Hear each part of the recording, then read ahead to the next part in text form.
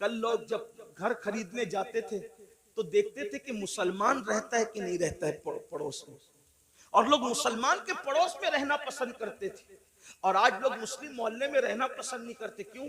سب سے زیادہ کچرا اور گھان اگر کسی علاقے میں ہوگی تو مسلم محلے میں، ننگے بچے چڈی پہن کر کے گالی گلوچ کر رہے ہوں گے تو مسلمانوں کے محلے میں، رات کے 3-3 بجے تک کے جھگڑے فساد کی آواز آ رہی ہوگی تو، اور ٹی وی کا آواز زور سے ہو رہا ہوگا تو مسلمانوں کے محلے میں۔ حد ہے، جس مذہب نے ڈسپلین سکھایا آج اس مذہب کے ماننے والے ڈسپلین سے دور ہیں، اور دوسروں نے ہم سے سیکھ لیا اور ہم کورے ہو گئے۔ یہ رونا ہے، کوئی ڈسپلین ہماری زندگی میں نہیں۔ مسلمانوں سوچو تو صحیح، ہم کہاں ہیں؟ ہمیں اس سے نکلنا ہے۔ ہمیں، اگر ہم دین سیکھنے آئے ہیں جلسوں میں تو مبارکباد کے مستحق ہیں، اور اگر ہم صرف بھیڑ کرنے آئے تو جلسوں کے اندر سیاسی جلسوں میں سر دیکھے جاتے ہیں، مذہبی جلسوں میں سر نہیں دیکھے جاتے۔ یہاں تو بدلنے والوں کی تعداد دیکھی جاتی ہے۔ اگر جلسے انقلاب نہیں پیدا کرنے، صرف رسومات پر ہیں، تو یہ قیامت کی نشانیوں میں سے ایک نشانی ہے۔ اللہ کے رسول علیہ السلام نے فرمایا قیامت کی نشانیوں میں سے ایک نشانی یہ ہے کہ لوگ دین سننے جمع ہوں گے، دین پر عمل کرنے جمع نہیں ہوں گے۔ اللہ اکبر! جلسے والے بھی خوش، خطیب صاحب بھی خوش کہ کیا ہزاروں کی بھیڑ تھی، لیکن کہتا ہوں یہ قیامت کی نشانی ہے۔ دن اس وقت تک ٹھنڈا نہیں ہوگا ہمارا جب تک کہ جیسے جلسے میں رات کے 3 بجے تک ٹک کر بیٹھتے ہو، اسی تعداد میں جب تک نماز فجر میں نہ آؤ ہمارے کلیجے ٹھنڈے نہیں ہو سکتے۔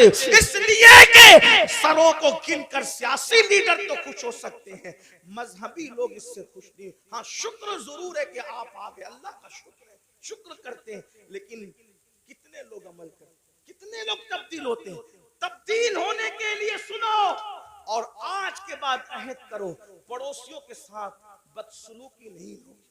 ایک بات آپ سے کہتا ہوں، ہمارے امام الائمہ، سراج الامہ، کاشف الغمہ، سیدنا نعمان بن ثابت، امام اعظم ابو حنیفہ کا ایک پڑوسی تھا، موسیقی کے فن میں ماہر تھا، اور آپ کو ستانے کے لیے پوری رات موسیقی بجاتا تھا، میوزک بجاتا تھا، بہت تکلیف پہنچاتا تھا، گانا بھی گاتا تھا، تکلیف بھی پہنچاتا، تکلیف پہنچانا ہی اس کا مشغلہ تھا۔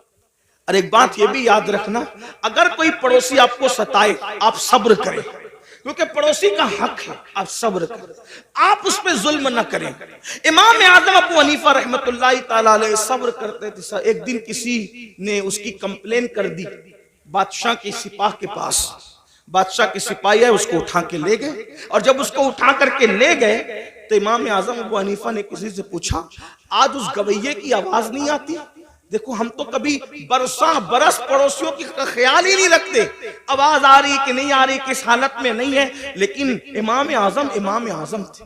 یہی تو بات ہے، دین مکمل دین ہے، دین مکمل نظام حیات ہے، دین مکمل جو ہے اللہ اکبر قانون زندگی ہے۔ امام نے پوچھا آج اس گویے کی آواز نہیں آ رہی ہے، تو کسی نے عرض کی خوشی خوشی حضرت اس کو تو پولیس اٹھا کے لے گئی، اس پہ تو کمپلین ہو گئی ہے، اس کو جیل میں ڈال دیا گیا۔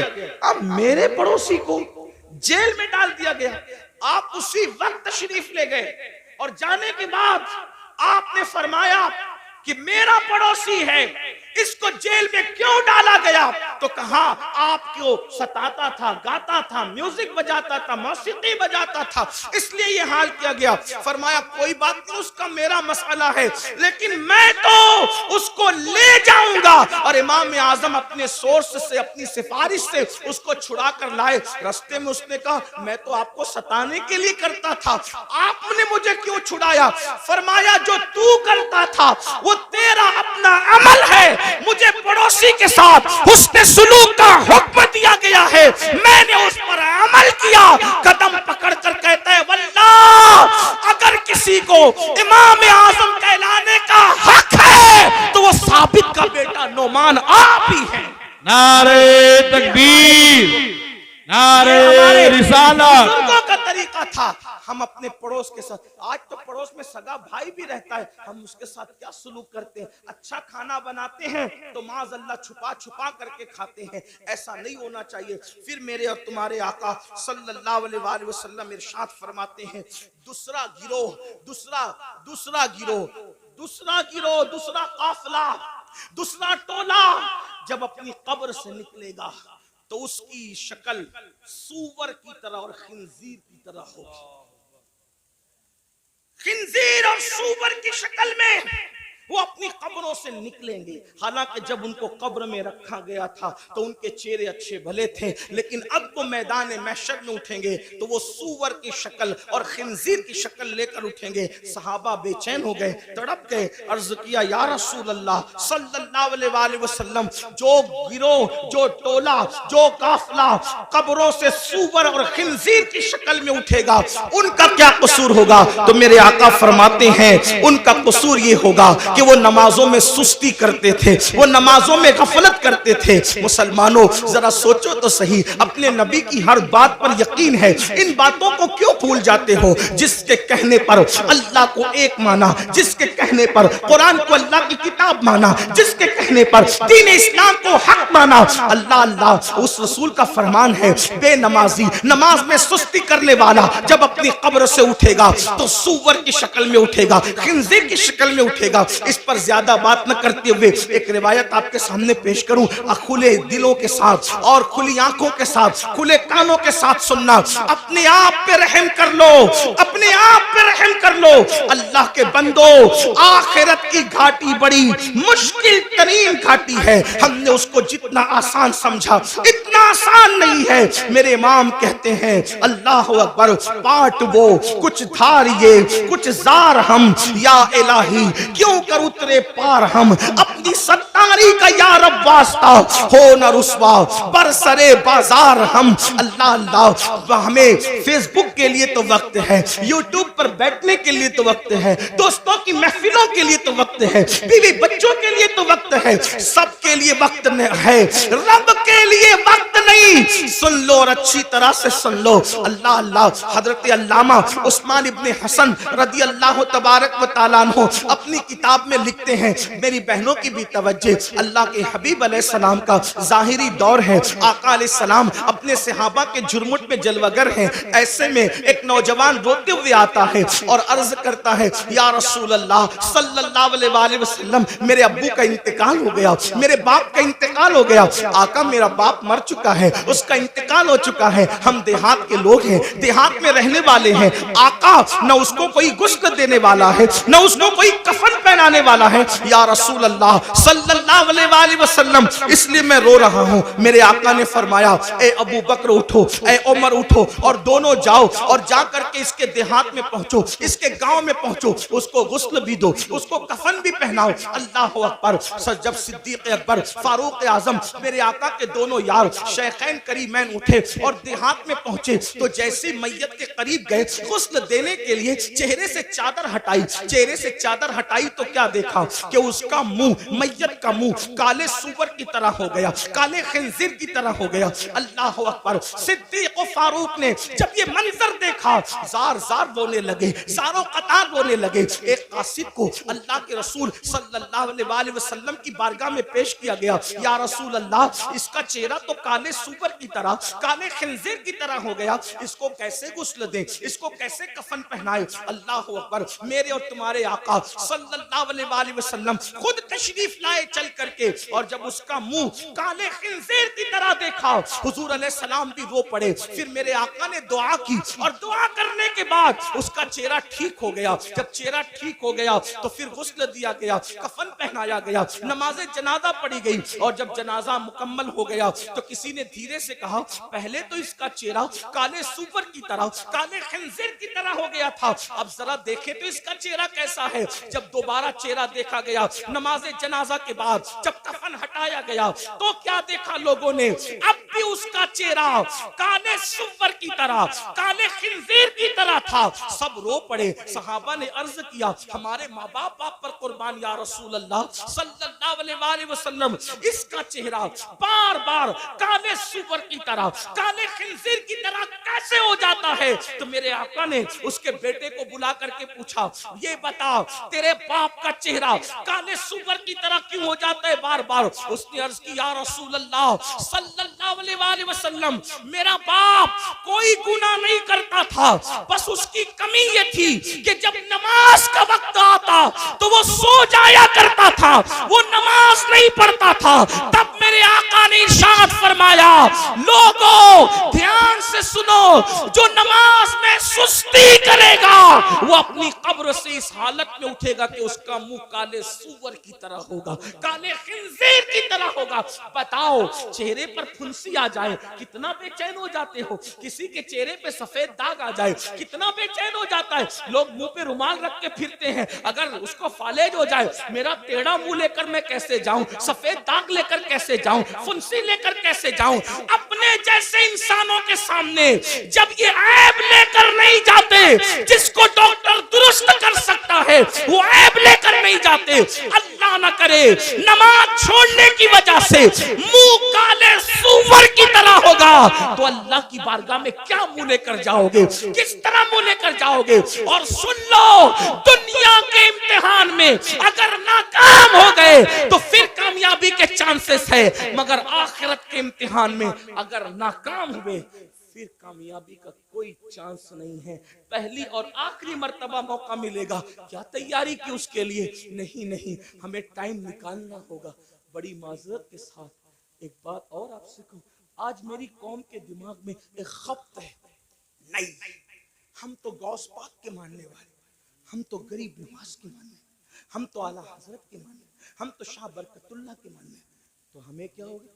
हमने तो जिना करके भी जन्नत ही मिली, हमने तो नमाज छोड़ के भी जन्नत ही मिली, हमने तो पूरी जिंदगी कुरान को हाथ नहीं लगाया, तो क्योंकि हम मानने वाले कितने बड़ों के, जितने बड़ों के मानने वाले उनकी बड़ाई में मुझे कोई शक नहीं।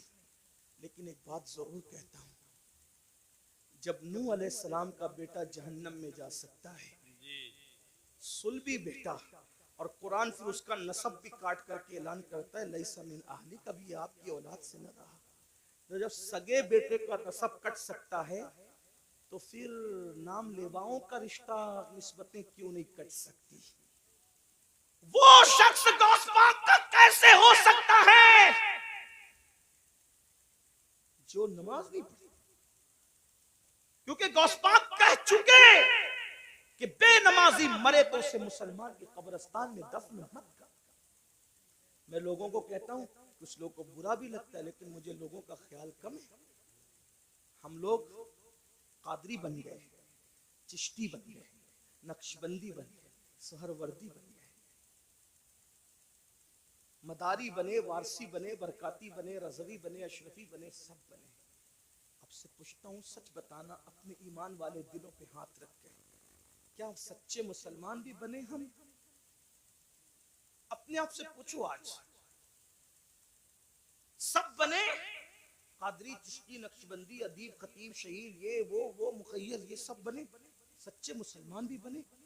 आप कहेंगे तू कैसी बात करते आया है, हम क्या मुसलमान नहीं? मैंने कहा मैं आपके इस्लाम का मुनकिर नहीं, लेकिन पूछ रहा हूँ क्या सच्चे मुसलमान भी बने? कहा वो क्यों? मैंने कहा इसलिए कहता हूँ, अगर पीर टोपी दे दे, तवज्जो करिए, टोपी दे दे, कितना संभाल के रखते हो, मेरे पीर की टोपी, मेरे पीर का मामा, मेरे पीर का कुर्ता, मेरे पीर का जुब्बा, क्यों? किसने दिया? पीर ने तोहफे में दिया। और प्यार उससे कितना है कि कब्र में भी ले जाऊंगा। मैंने कहा तुझे सलाम हो, अच्छा है, प्यार, पीर से बहुत प्यार कर, अल्लाह इससे ज्यादा तुझे बरकत दे, लेकिन इतना जरूर तुझसे पूछूंगा, सिलसिले की मोहब्बत में तुझे पीर से इतना प्यार है कि पीर के दिए हुए तोहफे को तूने सीने से लगा के रखा, क्या तूने अल्लाह के दिए हुए तोहफे के साथ भी यही सुलूक किया? जो कद्र तुझे पीर के तोहफे का है, जो कद्र तुझे उस्ताद के तोहफे का है, क्या अल्लाह के तोहफे के साथ भी तूने ऐसा ही सुलूक किया? वही कद्र की, वही इज्जत की, वही सीने से लगा के रखा? अल्लाह का तोहफा क्या है? मैंने कहा उसको नमाज कहते हैं। दिया अल्लाह ने, और किन हाथों से भेजा? किन हाथों से भेजा? सैयदुल मासूमीन मुहम्मदुर रसूलुल्लाह के हाथों से भेजा। जिस कौम को पीर के तोहफे की कद्र हो और अल्लाह के तोहफे की कोई कद्र न हो, तो फिर वो कौम सच्ची मोमिन कैसे हो सकती, कामिल मोमिन कैसे हो सकती है? गौर कीजिए, ध्यान दीजिए और सुन लो, किसी और की निगाह में मुसलमान बनने वाला जन्नत में नहीं जाएगा, اللہ و رسول کی نظر میں مسلمان ہے۔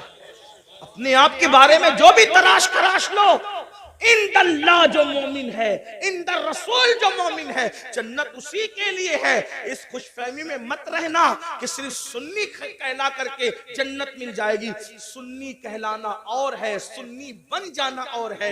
صرف سنی کہلانے والوں کو جنت نہیں ملے گی، سنی بن جانے والوں کو جنت ملے گی۔ اور یاد رکھنا، اللہ اکبر، ہمارے بزرگوں نے تو نوافل بھی ترک نہیں کیا، سنت غیر موقعہ بھی ترک نہیں کیا، اور ہم فرائض چھوڑ بیٹھے ہیں۔ اللہ اکبر۔ آپ کو بتاؤ، غور کرو، آقا علیہ السلام نے اپنے خاندان کے لوگوں کو دیکھو، خاندان رسول ہے، کوئی خاندان بحیثیت خاندان رسول اللہ کے خاندان کے برابر نہیں ہو سکتا۔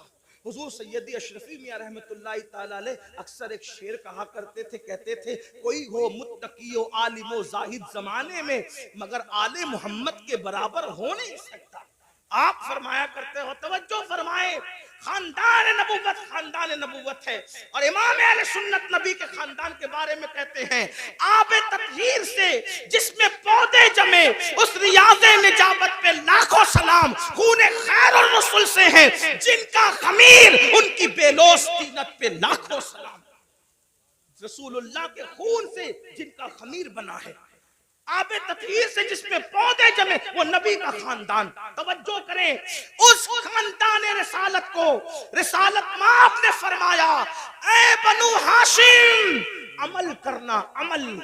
توجہ کریں، اللہ کے رسول اپنے خاندان کے لوگوں کو کہہ رہے ہیں عمل کرنا، عمل۔ کہیں ایسا نہ ہو کہ لوگ عمل لائیں اور تم صرف نسب لاؤ۔ پھر آقا نے فرمایا، اے بنو ہاشم، جس کو عمل نے پیچھے کر دیا اس کو نسب کبھی آگے نہیں کر سکتا، اس لیے عمل کرنا۔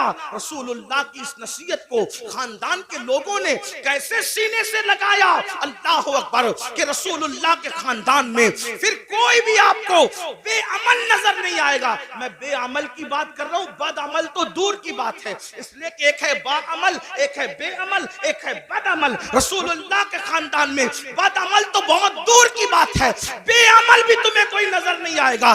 دیکھو نبی کے خاندان کو دیکھو، پوری رات اگر سجدے میں گزارنے والی مدینے میں کوئی خاتون ملتی ہے تو وہ کوئی اور نہیں ہے، وہ میرے نبی کی شہزادی سیدہ مخدومہ فاطمہ الزہرا کی ذات ہے۔ اور جب رات پوری ہوتی ہے تو نماز مکمل کر کے حسرت کے ساتھ سر کو سجدے سے اٹھا کے کہتی ہے، اے اللہ، تو نے رات اتنی چھوٹی بنایا کہ تیرے محبوب کی بیٹی فاطمہ دل کھول کے سجدہ بھی نہ کر سکی۔ اللہ اکبر۔ اس کے بعد دیکھیں، گھوڑے کی ایک زین پر ایک قدم رکھ کر دوسرے زین پر قدم رکھنے سے پہلے جو پورا قرآن مکمل کرتا ہے وہ کوئی اور نہیں ہے، وہ میرے نبی کے خاندان کا فرد، رسول اللہ کا بھائی حمزہ، داماد پیمبر، خاتم ولایت، فاتح خیبر، ابو الحسنین، مولا کائنات سیدنا علی مرتضیٰ کی ذات ہے۔ کسی نے قرآن اس طرح پڑھا، بابا قرآن پڑھتے ہیں گھوڑے کی سین پر ایک قدم رکھ کر دوسرا قدم رکھنے سے پہلے، اور شہزادوں کی کیا شان ہے، سر کٹنے کے بعد جو نیزے پہ قرآن پڑھتے ہیں وہ کسی اور خاندان کا فرد نہیں، وہ میرے نبی کا نواسا سیدنا امام حسین کی ذات ہے، امام علی مقام کی ذات ہے۔ محراب میں، منبر پہ، مسجدوں میں آپ نے ہر خاندان والے سے قرآن سنا، لیکن نیزے پہ جس نے قرآن پڑھا وہ صرف میرے نبی کا خاندان۔ 40 سال تک عشاء کے وضو سے فجر کی نماز جہاں ہو رہی ہے وہ کوئی اور نہیں، وہ میرے نبی کے خاندان کا شہزادہ جسے دنیا سرکار غوث اعظم کے نام سے جانتے ہیں۔ 70 سال تک کبھی نہ سو کر رات و دن جاگ کر عبادت کرنے والا، 90 لاکھ کو کلمہ پڑھانے والا، وہ کسی اور خاندان میں نہیں ملے گا، وہ میرے نبی کے خاندان میں ہے، جس کو معین الدین اجمیری غریب نواز کہا جاتا ہے۔ جب ذکر کرتے ہیں تو آپ اتنی کثرت سے کرتے ہیں کہ آپ کے ذکر کو سن کر پرندے بھی ذاکر ہو جاتے ہیں. ایسا ذاکر آپ کو کسی اور خاندان میں نہیں ملے گا. وہ میرے نبی کا شہزادہ حضرت شاہ برکت اللہ عشقی پریمی مہریروی رحمت اللہ علیہ کی ذات ہے جس کے ذکر نے پرندوں کو ذاکر بنا دیا. یہ خاندان نبوت کا عمل ہے. امام زین العابدین کا نام زین العابدین نہیں ہے بلکہ ان کا نام ہے علی ابن حسین. زین العابدین ان کا لقب ہے, لقب. اور زین العابدین کیوں کہتے ہیں؟ کیونکہ روزانہ تقریباً 300 رکعت اور کبھی 700 رکعت نفل نماز پڑھتے.